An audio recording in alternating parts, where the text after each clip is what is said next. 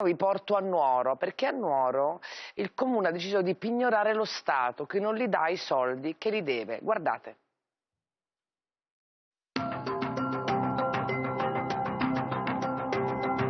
Lo Stato ci ha portato via i soldi e noi glieli stiamo richiedendo indietro. E glieli stiamo richiedendo indietro con una procedura di ingiunzione.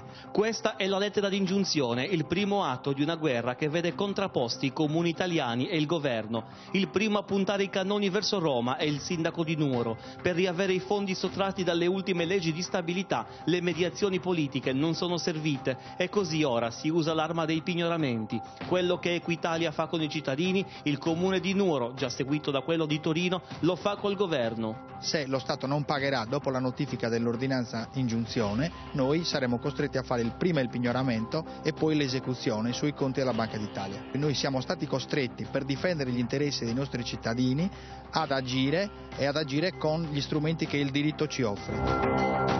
Ecco, sulla sua scrivania una bella pila di ingiunzioni fiscali. Le ingiunzioni nei confronti dello Stato come funzionano? Come funzionano per i privati cittadini? Praticamente si tratta di un titolo esecutivo. Trascorsi fatidici 30 giorni procederemo poi alle attività esecutive con i pignoramenti, eventuali fermi, sequestri e quant'altro.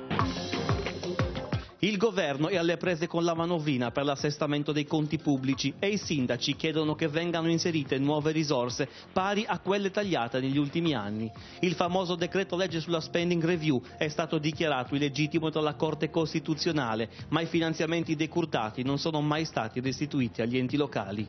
Ecco, assessore, ma quanti soldi vi ha sottratto lo Stato in questi anni? L'importo che ha sottratto al Comune di Nuoro per una sola annualità è 1.724.000 euro.